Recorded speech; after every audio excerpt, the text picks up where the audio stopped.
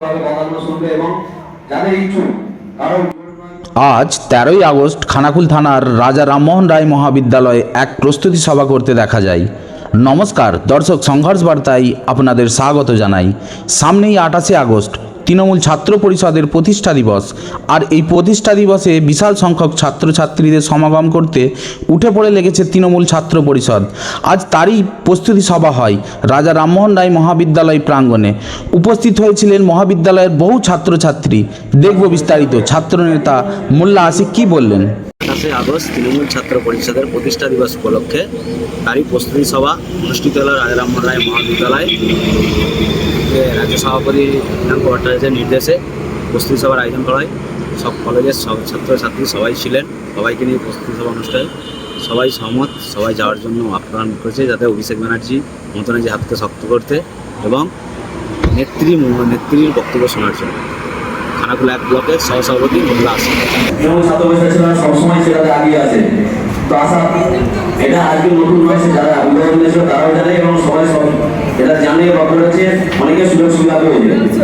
তো আমাদের নেত্রী মমতা ব্যানার্জির কথা যে এমন প্রকল্প রয়েছে, এমন কোনো মুখ্যমন্ত্রীর কোনো রাজ্যে নেই যে বলতে পারবে যে মুখ্যমন্ত্রীর প্রকল্প কারো কোনো বাড়িতে প্রকল্পটা আমরা শুরু করেছি। প্রোগ্রামের যেটা আছে আমাদের 28শে আগস্ট তৃণমূল ছাত্র পরিষদের প্রতিষ্ঠা দিবস।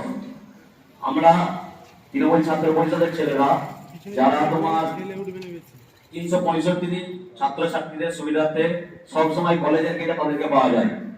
তো আমরা সেই জন্য একটা দিন তোদের কাছ থেকে চেয়ে নেবো যে একটা দিন তোদের 365 দিন তোদেরকে সুবিধা দিলাম, একটা দিন তোদের কাছ থেকে চেয়ে নেবো যে একটা দিন একটা করার আমাদের নেত্রী মমতা ব্যানার্জির কথা শোনার জন্য।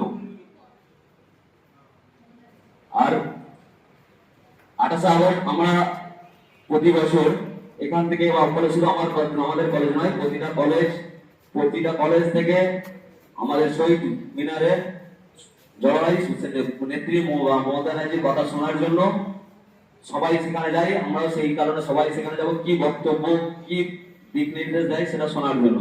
তোরা অনেকেই নতুন আছিস, তোরা জানিস না বা কি তৃণমূল ছাত্র পরিষদ কি সেটা জানিস না, এইসব জানার জন্য আমাদের তৃণমূল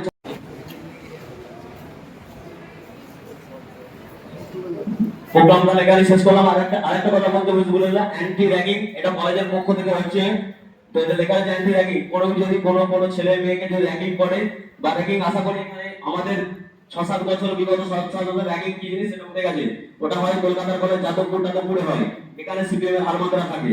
তো এখানে আমাদের তৃণমূল ছাত্র পরিষদ আছে, এখানে র্যাগিং বলে কিছু জিনিস নেই। তবে তার জন্য সচেতনার জন্য র্যাগিং অ্যান্টি র্যাগিং বলে একটা স্ক্যাম চলছে, যাতে কোনো যদি কেউ শিকার হয়ে থাকে আমাদেরকে জানাতে পারো। এই বলে আমাদের প্রোগ্রাম এখানে শেষ করছি। জয় বাংলা।